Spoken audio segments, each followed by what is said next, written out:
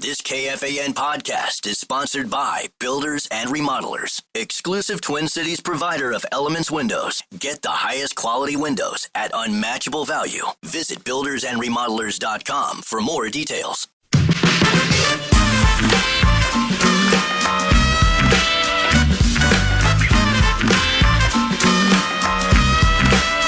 Did you see the game?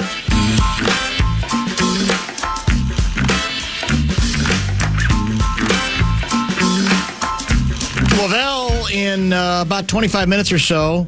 Ben Goessling joins now, kind enough to adjust his schedule because Gerbschmidt had to, I guess, have a meeting before he could then tell us about his big announcement on the new interactive Ice Bowl bed, breakfast, and lunch project that he thinks might change everything for him. So sold out through the first weekend. That's what he tells us. We don't even know that is indeed true. Goessling, you get any time to unwind here? You get a couple of days, or when do you have to get right back on the hamster wheel? Oh, I keep forgetting these days, and I got to pot these callers up. Go right ahead, sir. Sorry. Yeah, it's been a fairly relaxing week for the most part. It hasn't been terribly stressful on the bye week. So yeah, it's been fairly low key. I think we'll get back at it early next week. I would think that we'll be back out there kind of getting ready for the Eagles game. We haven't seen media access schedules yet, but I would imagine we're out there next week. I'll have to check out this bed and breakfast if there's some free time this weekend. I did not hear the big announcement from Gerby, but that sounds very, very high level. Yeah, it definitely sounds like something unique. I'm not sure it's going to be very successful, but maybe it will. Maybe it'll be exactly one of these ventures has to be. Yeah, sooner or later, you'd think they'd hit on something for sure. He's an entrepreneur. Yeah, he's proven that. That's absolutely true. Let me ask you a toss-up NFC North question. We're now, a quarter of the way through, or, a little, I guess, less than that with 17 games. Although different teams have played different amounts depending on bye situations. Refresh my memory regarding how you viewed the state of the division before the season began, and whatever that was, has it substantially changed over the course of this first quarter? I kind of thought Lions and then Vikings and Packers probably fighting for second and the Bears in fourth at the beginning of it. Has that changed a lot? I don't know that it's changed a ton. It's been, I don't know that any of these teams has had it go exactly the way I thought it would. I mean, the Bears seem like they are starting to figure things out a little bit. It seems like if Ben Johnson can get Caleb Williams playing the way that he wants, that could be a factor as we go through the season.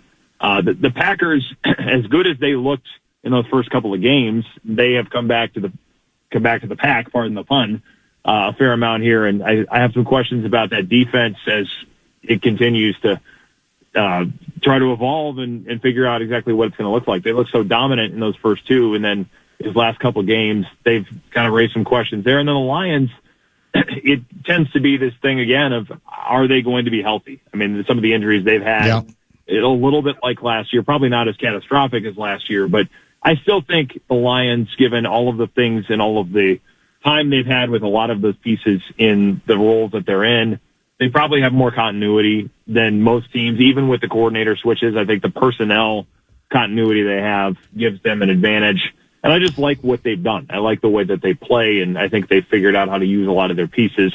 As far as the Vikings go, it has not been as smooth as we thought it would be, for a number of different reasons. I think everybody assumed there would be, a little bit of a learning curve for J.J. McCarthy, but my concern has been more on the defensive side of the ball when they have not been able to stop the run better than they have. I mean, this was a team that was second in the league in run defense a year ago, and I think they're 24th right now.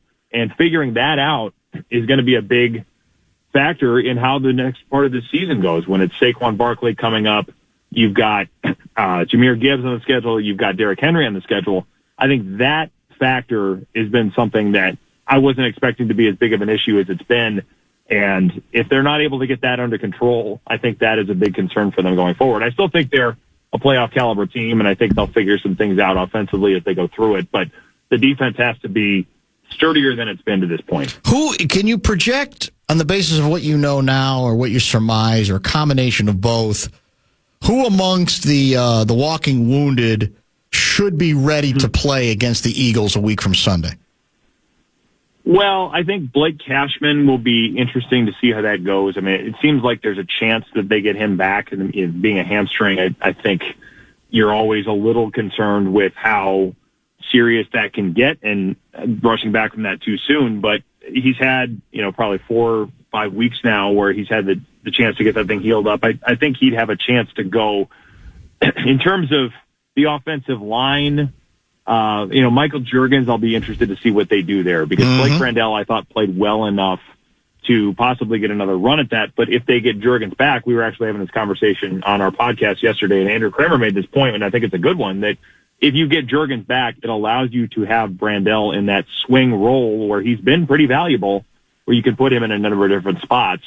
And if you need him at guard, or if you need him at tackle, if something happens, or Donovan Jackson isn't ready to go, you have that guy that you can kind of plug into that spot. And I think they like that role. So I could see Brandel being the guy there, but if Juergens is ready, I could also see them saying, let's stick with this and have Brandel kind of as that, pinch hitter where we might need him. I think Donovan Jackson will have a good chance to play in this one. I think that wrist injury was not something that's terribly major. I think he'll have a chance to get back. And then Andrew Van Ginkel will be the other big question here. I mean, Kevin O'Connell has indicated they're trying to get things figured out there. When they sounded more optimistic about it early than they have the last couple of weeks, it makes me wonder how long that one will take. Yeah. And he's a piece that they need. And then obviously I'm bearing the lead here on the quarterback stuff, but that one, Carson Wentz came out of that game pretty banged up, and you heard Kevin O'Connell talk about that a little bit at the beginning of the week. I think that is very much worth watching, how that shoulder comes out of that game. It's his left shoulder, but if you don't want him getting hit there, given the severity of it in that first game, I think that's very much worth watching. I think there's a good chance that they try to get McCarthy ready and back for this one. I don't think they're going to rush that. I don't think if he's ready, or if he shows he's not ready, I don't think he's going to be out there yet. I don't think this is going to be something where they want to rush him back. But if he feels good enough through this week of work that he's had and some of the work he's going to get next week, it wouldn't shock me if, especially given Carson Wentz's state of play right now, that if it's McCarthy a week from Sunday against the Eagles. What's the Ryan Kelly prognosis at this point? Do we know? Well, I mean, he's on injured reserve, and you have to figure out what things look like when he comes back from there. I just think with that, when it's been 2 concussions this year, I believe it's been 5 in the last 2 or 3 years, or 5 through his career, and I think 3 probably in the last 2 or 3 years. It's getting to the point where I would imagine those discussions get a little more big picture than just, are you ready to come back from this one? It's how many more of these can you take? What risks are you incurring to your state of well-being the rest of your life? I mean, that stuff is a larger question that I imagine is going to involve medical folks. It will involve his agent. It will obviously involve his family. It involves Ryan Kelly thinking through these things on his own. I don't know that anybody's at that point yet, but I just think when you have that many of these, they've happened as quickly as they have. I don't know how that can't be part of the conversation. So to say that I have a read on that at this point would be, I just don't. That's a conversation that I am not privy to at the moment, and I don't expect to be. So I think there's a lot of factors there for him, and how he comes out of that is going to be, probably a larger discussion than just this particular concussion. I have to think we're getting to a point where everybody has to feel okay about him coming back in a larger sense for that to happen. Well, one of the things that will interest me once everybody becomes available again and the team is practicing, and there's any momentum about McCarthy starting, which I still think is unlikely, but let's say that's the feel you get, or maybe even the declaration, maybe that the left shoulder, even though it's a non-throwing shoulder, is, it's got some structural issues, so we're backing off here. I'm curious to know what you think the KOC will say regarding this. Does whatever we've been running offensively with Wentz, is it similar to what we would run with JJ's return? Is he going to acknowledge there's some differences in terms of what each quarterback can process at this point, as he suggested before, about one of the Wentz advantages? What kind of offense do you think we are likely to see with this second rendition of McCarthy after 2 games and getting hurt?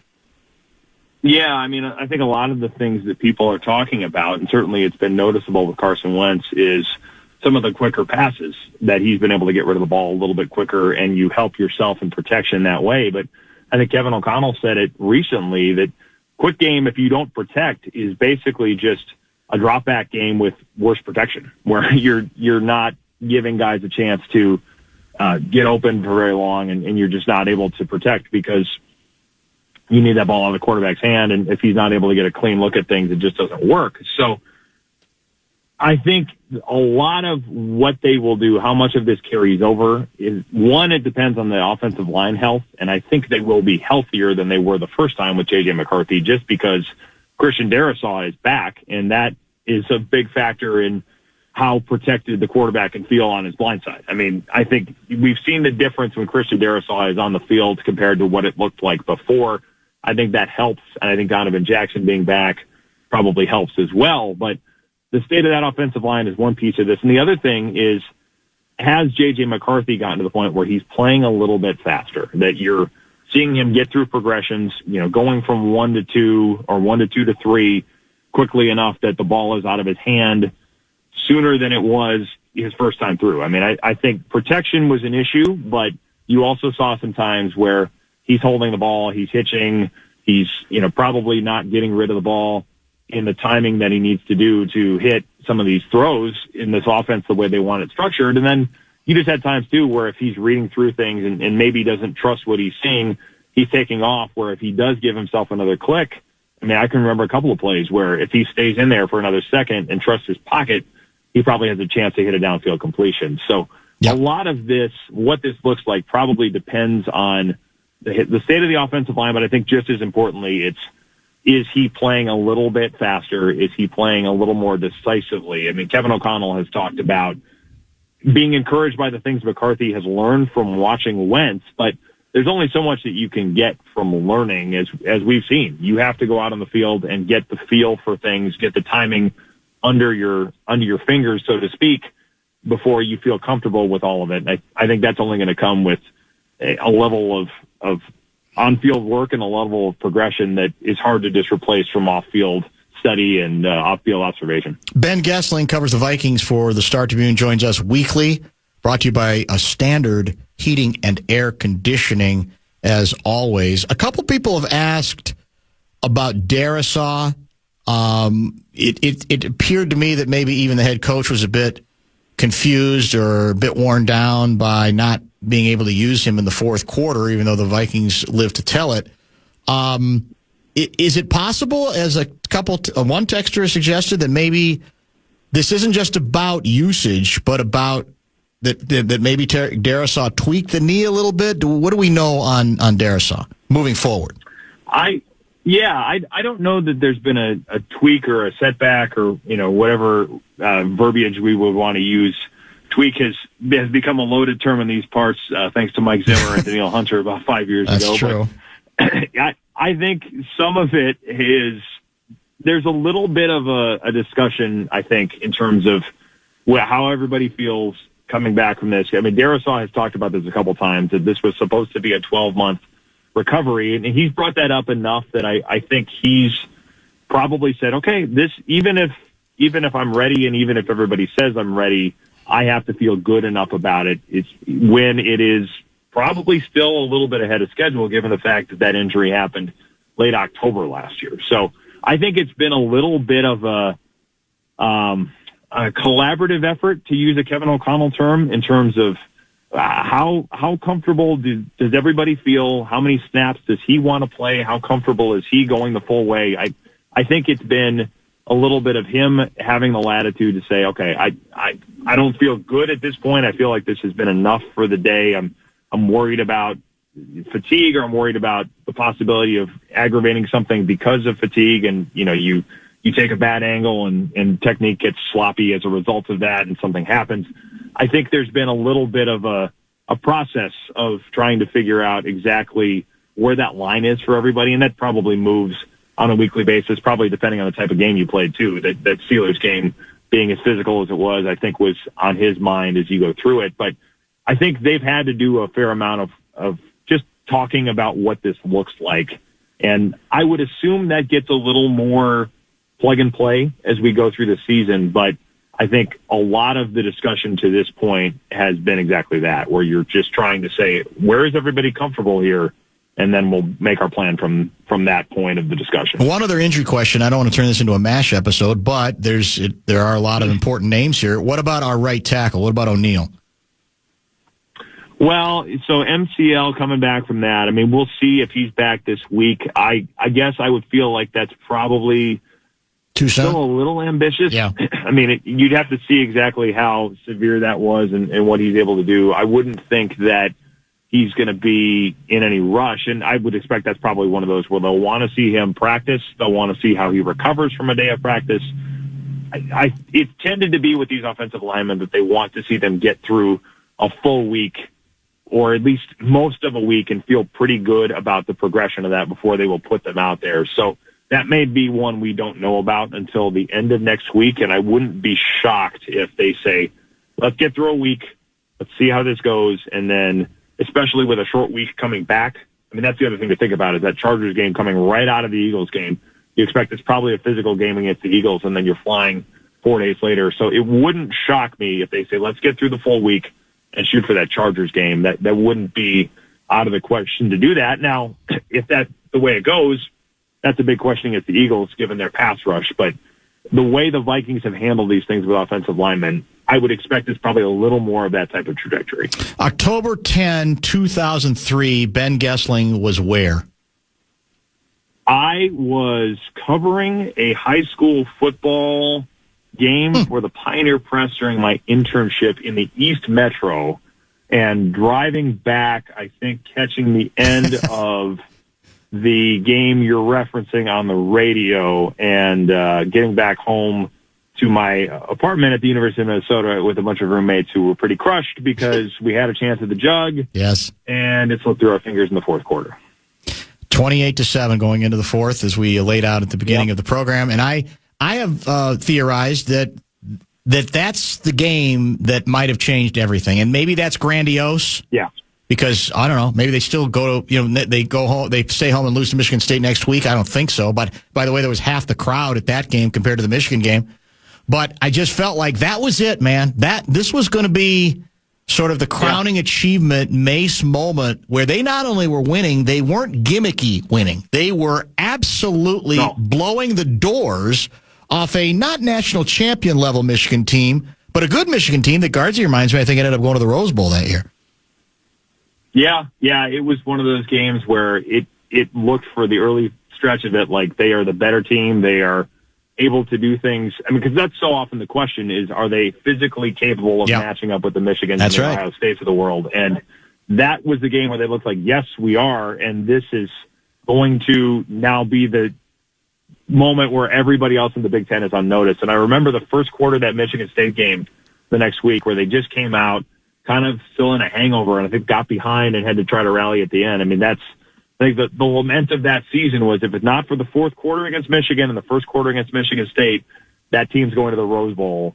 And now, obviously, they have not gotten there. And the first time they played in the Rose Bowl since the 1960s was a regular season game against UCLA, I think last year. I remember just thinking when they put UCLA in the Big Ten, it's like they have to go before that. And the 2003, and then I suppose Tyler Johnson against Iowa in 2019 would have been the other one that might have gotten it done. But those hurt looking back on them. I appreciate the help as always, my friend, and we will chat next week. All right, sounds good. Thanks, Dan. I appreciate the flexibility as well. Ben Goessling, brought to you by Standard Heating and Air Conditioning, joins us weekly, joins the Paul Allen Project at least, and maybe more. Who's to say? From time to time, we always appreciate his contributions to the broadcast. We are not guest free. In fact, next we expect to visit with Lavelle, who is joining us at his regular time, 5:30. Questions for Lavelle on pretty much anything. Hit the Bradshaw and Bryant KFAN text line 64686. I do want to, believe it or not, talk some Twins manager ideas with him because he uttered a name either last week or the week before that kind of grabbed my interest, if anybody can, given the state of this franchise. And one of his colleagues, I think, has recommended that same individual. So we'll talk maybe a little bit about that. And plenty of football, no question about that. His Bears club back in action, I think Monday night game this week. We'll talk some Wild. He's very high on the Wild after the 5-0 opening victory in St. Louis. And really, who knows what else. Lavelle, right around the corner.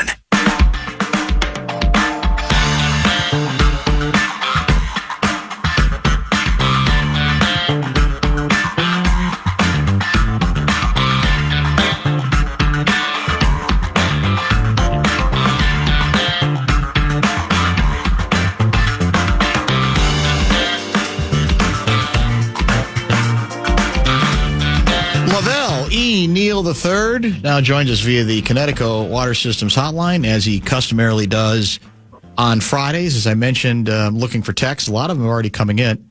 64686 is the Bradshaw and Bryant text line. Not really that much savagery early, but it can definitely change. I don't want to labor over Twins managerial search because I don't think this team merits all that much attention because of the way it's been run and ownership matters. But I will say I thought it was interesting that a name you had raised with us either last week or the week before is also a name that your colleague Jim Souhan has written about, and a guy who I agree with both of you should be very high on the list of possibilities. Can you remind folks who that is? Yeah, it's a former Twins hitting coach, James Ralston, who oversaw the 2019 Bomba squad. You know, the record-setting home run hitting team that ended up going to the postseason and getting swept by the Yankees. But, you know, James had a great rapport with the players. He's a good motivator. He's a good psychologist. He cracks jokes about the opposing pitcher to make everybody feel a little lighthearted. And he's good about, you know, mixing, you know, mechanics and analytics and all that. And he's been on successful teams. He currently is with the Yankees, of course, whose season ended last year. And, you know, he's the only one I know who has coached both A-Rod and Aaron Judge.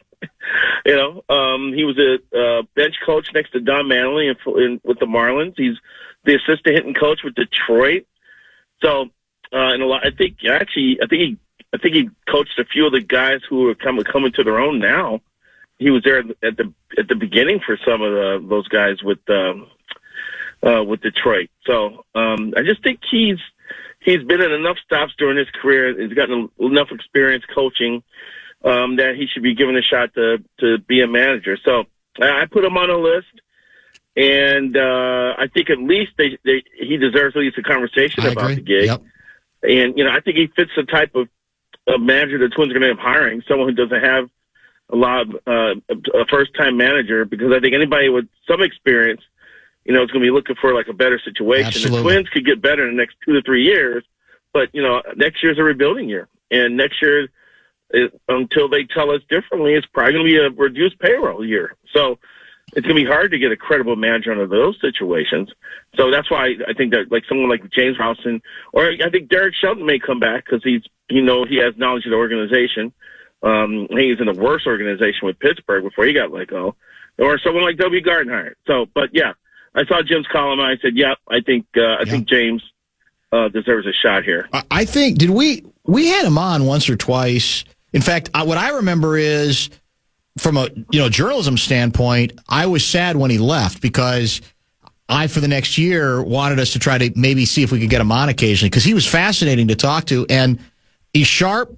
And as you've nailed it, it may be that his lack of experience means he can't be as selective, right, about a managerial job as opposed to some other individuals. And, you know, we get it. Everybody's excited about would be, you know, the idea of a Torrey Hunter or an A.J. Przinsky and all that. But this guy's been beating the bushes, right? He's been doing the job in dugouts with major league teams for a while. So I think they should absolutely take a look at him for sure. We'll see where it goes.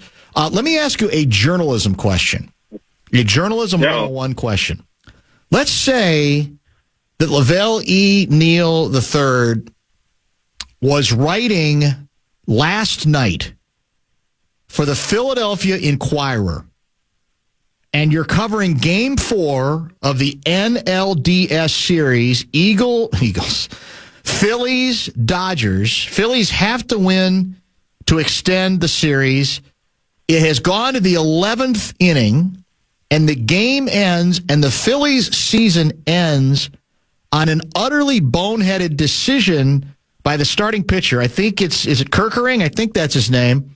Who bobbles? Correct. Ball gets thrown back, tapped back to him.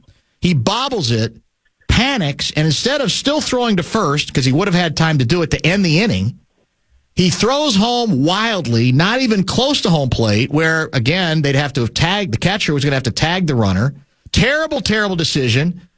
Postseason is over. Does Lavelle do a rip job on him, or does he do the sort of the pathos of what that pitcher will be haunted by for years and years as a result of his bad decision and bad play? Well, we see this a lot in the playoffs, and we've seen it in the World Series before, that pitchers fielding practice that goes on in spring training every year is totally forgotten sometimes in big moments. and I probably would write a story about this stuff is covered in spring training. It's supposed to last throughout the season, and somehow it expired at the hands of the pitcher for the Phillies. So I think I would have went a little more toward sticking the knife into the wound there and kind of twisting it a little bit, just because of the gravity of the situation and the need for having composure. Yeah. And for the terrible outcome that came, a nightmare. As soon as the ball left his hand. Yeah, I mean, that was just and I'm assuming he's got people yelling, throw to first. Still got time, because there still was time. But he just didn't. Yeah, he just looked like he panicked. It just looked like he forgot, the basic tenets of fielding the pitch position. That is it's not unprecedented, as you said. That's a very, very tough way to get eliminated in the postseason. I'm sure a couple of teammates were screaming one as they throw it to first, Yes. And it's something lost in the translation between what he heard, what was going through his head, and what his body was doing. Yeah. And it was a total system failure at that point for him. And he's got to own that thing for the entire off season in the next spring training. And of course, the stories in spring training, like, what did you learn from that situation? You're going to pay more attention to PFPs. It's Philadelphia too. City of Brotherly shove also means you shove with your pen and your keyboard. So he's got to deal with that aftermath. Yeah, there's absolutely no question about that. Your Wild Club, I think you wrote a preview column on them that was pretty optimistic. They dominate their opener. They were kind of dominated in the second period, but the goaltending was great. They survived that, and then they kind of took over the game the rest of the way, and they win it, going away 5-0. I've kind of, I don't know, maybe I'm in trouble with the hockey community. I often am, but my toughness on this is actually, I think, out of a measure of respect for them, that I believe this is one of those seasons again where, as good as any regular season win or series of regular season wins are, we got to grade on a tougher curve. This is the season that there's only one way in which success will be measured as being worthy of our attention, and that is, again, and this is a modest goal, at least getting out of round one. Do you not agree? Yeah, when was the last time he got a round one? Was that 2014, 2015? Basically 10 years. I think it's been 10 years. Yeah. Yep. And it's been, and they've made the playoffs for the last 5 years, and we've gotten waxed in the first round each time. I think that's very reasonable to demand from this team. A lot of things to demand from this team right now. As long as Kaprizov and Eck don't revisit their injuries of a year ago, I mean, you got like this chances of this team being better. The fact that, it had half season of Kaprizov, missed Eck for 35 games, or 20th in the power play and 30th in the penalty kill, and they still finished with 97 points and reached the postseason. You're kind of thinking, you know what? That was kind of it was kind of a interesting year for them. Despite everything that went down, they still got the 97 points. So this is a team that, in health is a big thing in hockey. These upper and body, lower injury things, these upper and lower body injuries, can snatch good players out of lineup at any time. But the expectation should be for this team to be a 100-point team at the least, possibly getting the third in the Central, and get to a spot where you can win a first-round series. So I think that should be the expectation. They added Tarasenko to help with scoring a little bit. I think he could surpass what he did last year with Detroit. It seems like he's in a good situation. I worry. I think the opening night roster had 8 players under 24 years old. You got some guys, getting thrown to the wolves here. Zeke Bweenham has got a lot of talent, and people think he's going to be really good. And there's a couple pundits who put him on the Cale Makar trajectory, which is scary to think of.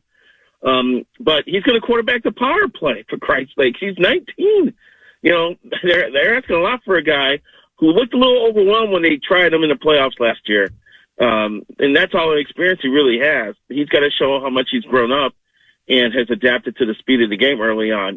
David Jurasek, Urov, Hunter Height, some of these other guys, they have to prove they can hold their own. And it's going to be developing going on while this team's trying to get off to a fast start, which is not easy to do. So, but I like their chances of getting past the 100-point barrier for the reasons I laid out. But, yeah, can they go the other way? Definitely. Injuries are already a factor on this team. They brought in Nico Sturm to help with the penalty kill. He's very good in the faceoff circle. And when you on the penalty kill, you're taking faceoffs in your own zone. So to be able to win those faceoffs gives you off to a good start on the penalty kill. And now he's out with a back injury, which could be several weeks, and that's troublesome. Zuccarello out for probably another 4 to 6 weeks with his injury. They have to win without him. So you don't want that bug to return like it did a year ago and start pulling guys out of the lineup. Then it's going to make things tougher. Every team's going to go through the same things too, and the best teams to adapt are the ones that are going to win. But I don't think fans want to see Kaprizov after signing that massive contract end up being banged up like it was a year ago.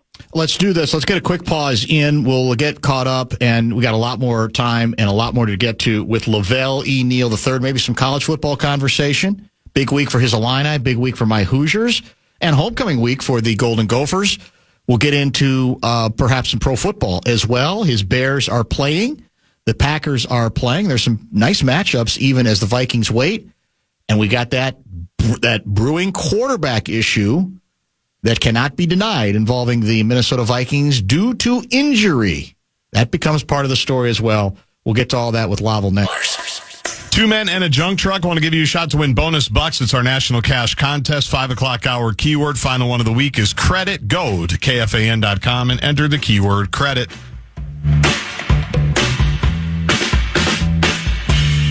Part 2 with Lavelle Neal III. Before we go any further, let me correct myself. In the Dodgers-Phillies game, the bases were loaded. So there was a force at home. If he makes a legitimate throw, it was still a more dangerous play than going to first base. I forgot about the runner that had been walked, I think, previously, because I think there was a base that wasn't even credited as a stolen base because of defensive indifference. So a second and third and then a walk. So the bases were loaded when that play indeed took place. I still think you should went to first. Yeah, no question. Still should have gone to first without any doubt. Because you got the base runner with a really good jump at that point. Lavelle, which of our favorite college football teams, in your case, Illinois, in my case, Indiana, have a better chance to spring the upset? You're playing Ohio State, I believe. Indiana is playing at Oregon. What do you think? Well, Illinois is at home. That's I think true. that would matter. Yeah. But did Indiana's you see the Buckeyes? The one thing that impressed me about Indiana was, one, their quarterback play. 2, I just thought they were more athletic and had more speed than Illinois did when they thrashed them a few weeks ago. Yeah. So, and going to Oregon's going to have athletes. They're going to have speed. I don't know how much they can hang with them. but it's going to be intriguing. I'm a little nervous about my Illinois team for a couple of reasons. One, the secondary has been shaky. Their best, I believe, defensive back is out. And so that's an issue. But the bigger problem has been the offensive line. They have problems all year, run blocking and protecting the quarterback. And that says a lot considering Luke Altmaier, I believe, is second. I think he's second in the conference in yards thrown. He's got 12 touchdown passes and no interceptions. He's having a great year. But, you got to deal with that Ohio State defensive front. And I got to imagine a secondary that's going to be one of the tougher ones they've matched this year. I think both teams are in an equal predicament. I think the Illinois spread's like 15.5, something like that. I haven't looked it up lately. It may have changed. What's the spread against Indiana or Oregon? 7.5 in that range. It was 10, and at least I don't know what it's back to today. Earlier in the week, it had gone. I think it had started at 10 and was down to 7.5. What do we got now? DraftKings has it. Oregon 7-point favorites. Okay. And Ohio State 14.5-point favorites. Here's a stat for both of you that's not encouraging, although I'm sure Signetti would say bring it on. All time versus Associated Press top 5 teams in their history. The Indiana Hoosiers are 1-72. They've dropped 46 in a row when they've played an Associated Press top 5 team. That's tied with Wake Forest for the longest top 5 losing streak of all time. Now, again, you could say none of that has to do with now. They obviously are a different program. They've already proven that. But I agree with what Mace told me. Indiana, look, you're not supposed to believe in moral victories. For Indiana, if you play this game close and lose, I don't think you're going to get ripped. I really don't, even with that record. If you go to Eugene and lose by 21 or get blown out, by that or more, and it just doesn't even look like you belong in the same court, same field, then I think Indiana will hear the same old stuff that, well, here it is, 2 years in a row. You went to Ohio State and weren't all that competitive. You played Notre Dame in the playoffs. You weren't that competitive either, even though the score looked better in the end than it really was. So I think I like Indiana's chances to at least make it a ball game. I don't know if I'm ready to pull the upset, but I think that's the case. That Buckeyes defense, Lavelle, is ridiculous. The Ohio State defense has not given up double-digit points this season yet. No, they haven't. It's ridiculous. And it's going to be a tall task for Illinois with our offensive line that tries to sustain some offense there. Hopefully being at home and being in front of the home crowd will help. It's a big weekend. They've got a bunch of recruits coming in, so there's some little bit on the line here. Yeah. I'm a little nervous. If you bring Vegas odds into the whole equation, it looks like Indiana will have a better chance of coming through successfully in Oregon than Illinois at home against Ohio State. So, I don't know. If I was going to have fun with a parlay, I would take both teams into points. You see, they keep it close, but that's predicated on Luke Altmaier finding the end zone against a hardly unstoppable defense. Yeah, that's a great defense. It's going to be entertaining. It's going to be interesting. At least Indiana's at the point now that you could have these what-if conversations. Yes, I agree. Yes, they've come a long way in the last couple of years under Signetti, and it's like, well, if things break their way, it could be their day. So get up in the morning. Check the weather forecast. Maybe some rain in play. That would help the matters a little bit, muck it up a little bit, and see what happens. Yeah, I think I don't know what time your game is. The IU game's 2:30, I believe. Gophers are night, obviously, homecoming against Purdue. Illinois is 11 o'clock, big noon tomorrow. There's your triple header. Yep. That's my college football triple header tomorrow. Then that's perfect. Yeah. I got Wild tomorrow night, so I'm going to miss out on the Gopher. Okay. The Gopher bounce back against the hapless Purdue Boilermakers. Yeah. Or should I say Purdue? That's not very nice. If Lavelle is the head coach of the Minnesota Vikings, who is he starting at quarterback a week from this Sunday against the Philadelphia Eagles, high noon, People's Stadium, downtown Minneapolis? No, I was at Monday's press conference with KLC, and my eyebrows were raised as he kind of had this juxtaposition of where J.J. McCarthy was and where Carson Wentz was. First of all, he talked about how banged up Carson Wentz was after the game, and that his non-throwing shoulder was pretty sore, and it was going to be something they're going to have to monitor during the week here. So I'm curious to see on Monday, when I believe Monday's media access, when they get updates on how Wentz is doing. Because on the opposite end, they were talking about how much work that JJ was going to put in during the week and how much they're going to drill down on Monday. Since, they've got the bye week, they can really, drill down on things on Monday and get their week off to a great start here. So, I mean, the way he was talking up, JJ ramping up some things, I got the sense they were getting ready for him to possibly start against the Philadelphia Eagles. So, based on that information, I would put a big wager.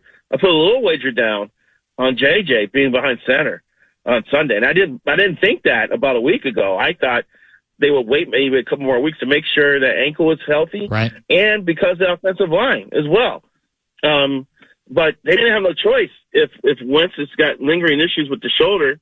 Going into this week, they may have to put the kid out there. Well, they do. For the second time, they can hide behind the injury a little bit, like they did with JJ.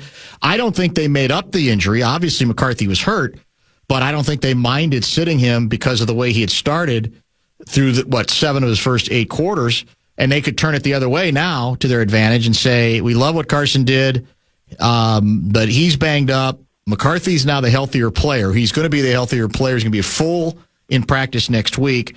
That could end up going that way. I think Wentz deserves to start, but and I'm still not convinced that McCarthy is ready right now to be the guy. Now the Eagles have looked very vulnerable the last 2 weeks, but does that mean the Vikings are going to get the vulnerable Eagles or an angry Eagles club that's embarrassed by all the savagery they're going to have to deal with, even as defending Super Bowl champions? Yeah, they're coming down on Philadelphia pretty hard for the lack of imagination to their offense, Saquon's inability to run the ball. And plus, Saquon's got like a knee issue, apparently, that he was cleared to play, but I wonder if that came into play yesterday against the New York Giants, because that cost me in my pick'em league because I took Philadelphia to win and cover. Boo for me. But the offenses looked a little sluggish here. Can they get that on track against the Vikings? Or do the Vikings have something up their sleeves here? Apparently, Blake Cashman's going to be at practice this week. I think there'll be a big boost to their defense if he's on the field to help against the run. So, this maybe, in the NFL, man, it's not about who you play, but when you catch them. And right now, the Vikings are catching the Eagles when they're not at full throttle. And there may be a situation they could exploit on Sunday. You want to weigh in on the Drummies versus Flats controversy we were examining and exploring earlier? Well, yeah, because as I texted during one of the breaks, I was like, there are moments where Flats are the better choice than the Drummies. That's true. Our family has a recipe in which we marinate wings overnight in a mixture of soy sauce and pineapple juice. Ooh. And it doesn't matter if it's 2 parts of this and 1 part of that or even equal parts. You just mix it to whatever your taste buds desire. And then you put it in a pan, put foil over it, throw it in the oven, I believe for an hour, and then take off the foil and then let it go for another about 45 minutes so the sides get brown. And when you by that time it is so moist and succulent and it's got so much flavor that you could take that flat, put it in your mouth and just pull the 2 bones out. There you go. And the meat just falls off the bone. And that's when the flat kicks the Drummie's ass. Dan Minnesota knows about this. I either brought over a batch to his house the time we went and smoked cigars, or I told him about the recipe. I sent it to him. And then he fired that one through an algorithm and upgraded my recipe to add some other funky stuff to it. I can't remember exactly what he did, but it's a great recipe, and it yields a situation in which Flats over Drummies. Well articulated. Very well. I can't argue with anything that you said. That was poetic. For being unrehearsed, that was extremely well done. You've never spoken so eloquently on Bumper to Bumper. No, uninterrupted, no phone issues. That was unbelievable. Yeah, that was concise, clear. 30 years of joining the fan, and you just found your colorful, your peak. Expressive. By the way, a texter makes a good point. Will you please ask Lavelle again, which quarterback would he start if he was making the decision? Not who he expects to start, who he thinks the Vikings are going to start, but who Coach Lavelle Neal would start against the Eagles. I want J.J. McCarthy out there whenever he's ready to go out there. I think that you got to get through this period of adjustment and this learning curve, and he can't do it on the sideline or watching someone else do it. He's got to get out there and get in the middle of it all. I know it's also about winning with this team. Who gives them the best chance of winning? But JJ's the future, and I think you're better off a year from now, giving JJ as much experience possible now as you can. So I would put number 9 out there, and I'm biased because I watched him play a lot in college. I like who he is. I like how he carries himself. Talking to the Vikings in Chicago after that game, I understand how they feel about him in that locker room, in that clubhouse. God, I keep getting locker room and clubhouse mixed up. It's okay. In that clubhouse. We know what you mean. And I just feel like he's got a lot of qualities that you're going to want in the leader lining up under center. So if JJ's ready or healthy, I have to choose between the two. I'm taking JJ over a guy who's with a 6 team in 6 years and didn't have a job until late in camp. I was about to ask about the Sunday column. It can't be the Wild though. Isn't your Saturday night deadline for Sunday like 1:00 in the afternoon? That's an excellent question, Dan. I see you're on top of your game. I actually wrote a column for Sunday on Bill Guerin. Okay. And then my coverage of the Saturday game will probably be in Monday's paper. Okay, there you go. Just a day behind. That makes sense. All right. Have fun at the X, and we appreciate you. Grand Casino. And, yeah, you're right. I keep calling it that, Grand Casino. What's the shorthand name for it? What's the nickname? We're going to come with a nickname for that arena. Somebody had one already, didn't they? Now? I thought somebody came up with one. Just call it the Grand? Was it the Grand? I thought it was that or something. Who knows? We'll talk next week. Thanks, Lavelle. All right. Take care, guys. Lavelle Neal III. As Nate writes, the wing monologue was perfection from Lavelle. Chef's kiss. Meanwhile, Larry Mondello guy's back. My lucky day. I just happened to have Lavelle using the word succulent on my Lavelle bingo card.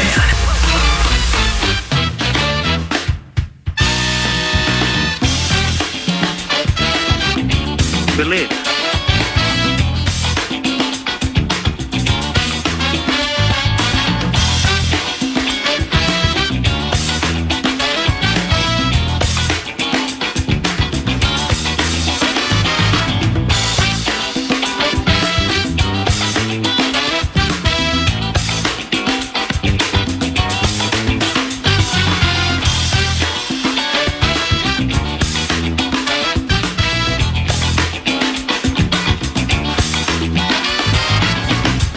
Indeed back. A lot of interesting ideas coming in regarding maybe a shorter shorthand version of Grand Casino Arena. Some of them can be read, some of them can't, or some of them won't, I guess is a better way to put it. It's 2025. You probably could, but I don't think it's probably worth the trouble at this point.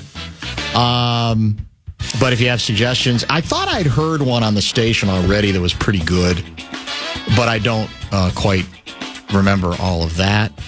64686 is the Bradshaw and Bryant KFAN text line. I had a story. I left my bag by my desk. We'll save it. It was kind of a juicy A-section controversy that's broken out. I think I remember the short version. There's a big-time comedian. Mark, is it pronounced Maron or Marone? M-A-R-O? Mark Maron. Is it Maron? Mm-hmm. Okay. Big podcaster. Have you heard about his meltdown? Apparently there is, like everything else, a very lucrative, I guess you could say, laugh-off comedy festival that is scheduled to take place in Saudi Arabia. Oh. And a lot of big-name comedians from the United States of America have agreed to participate. They're taking the money. Maron is bitter about them taking the money. He thinks that's a bridge too far. And the kicker, I hope I have this right.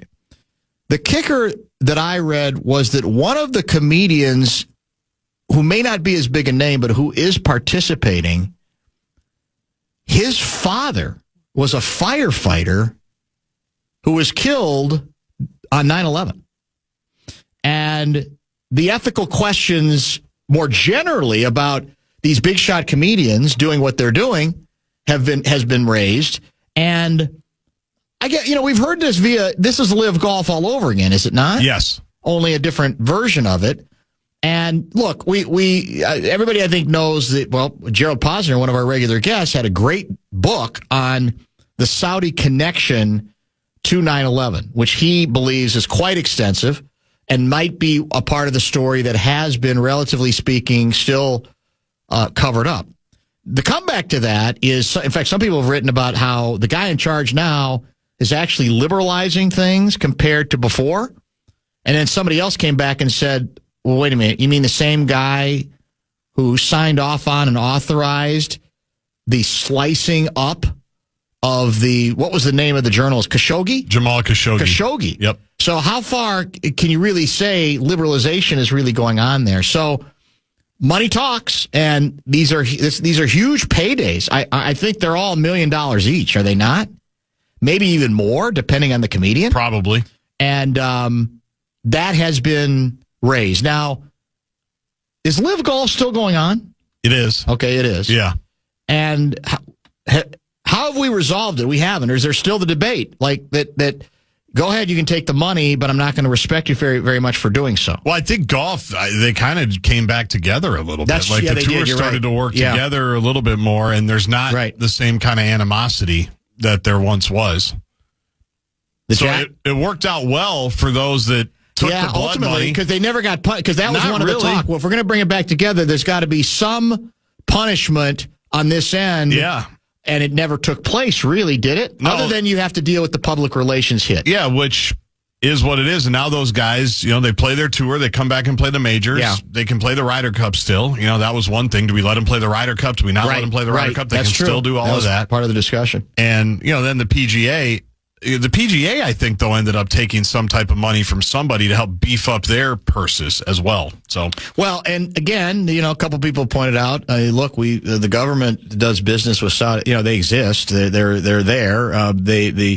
We still, have a relationship with them. So, where do you draw the line on how far you go? I mean, I guess I could see a comedian saying, no, I'm not interested in even if it's a lot of money I'm turning down. Shane Gillis did that. Is that true? He turned it down. He said, I'm not gonna go. Well, you look up the name. I think it's Pete Davidson. Yep. Is that the one whose father was the firefighter? I believe. Oh, I don't know, but he is performing there. Yeah, exactly. I think that's the one. So again, I pass it along just as interesting fodder as much as anything. He was a New York City firefighter. Sure, I'd like to think when it was that personal, it would be a pretty big bridge for me to cross over. Maybe he's explained it. Maybe he has his own feeling that Saudi Arabia is not as implicated as other people think, or suspect. But that one struck me. The ultimately people make their own decisions a million times about, because there's 5,000 trade-offs, right, every day when it comes to that's dirty money, or who do you want to do business with them, and all that sort of thing. But this one is gaining, I think, a lot of attention because I think the event is coming up, right, fairly soon. Yeah, I don't have the date, but and there's a lot of big names: Chappelle, Bill Burr. Yeah, a lot of huge names, absolutely. Well, they print money. It's true. They can cut a check for whatever. It doesn't matter. It's chump change, right? In the kingdom, pretty much. It's crazy. A lot of oil. Is that what it is? A lot of oil. And they're pumping it out right now, by the way. They're not depriving the world of, the oil supply is through the roof from there, as I recall it.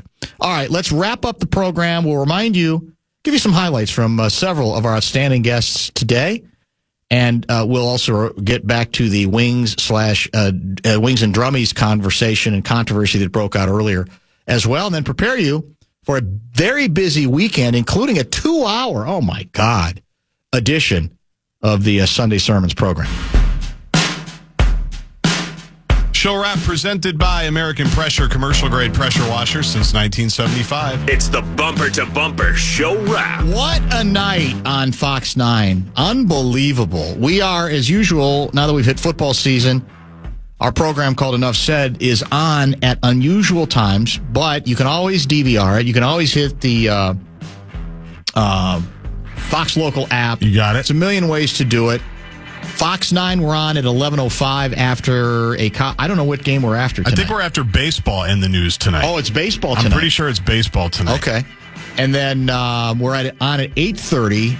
After Gopher Hockey on Fox 9 Plus. On Fox 9 Plus. Yeah, we just got a goal disallowed. Did we? There was a slash. I tried to turn it here. Before the goal okay. Was actually completed. So, and didn't we lose to somebody mediocre last week? We split a series with Michigan Tech. Yeah, Michigan Tech. What's going on? We'll check. We're very young. Of course we are. We're very Luigi young. We lost our top 5 scorers from last year. Next week. Tonight on the Fan on Demand, followed by Dan Patrick as well. We want to thank, as I mentioned, Goessling, Lavelle, a lot of good wing contributors today as well. And, of course, Gerby on the big new announcement about a bed and breakfast and lunch hotel.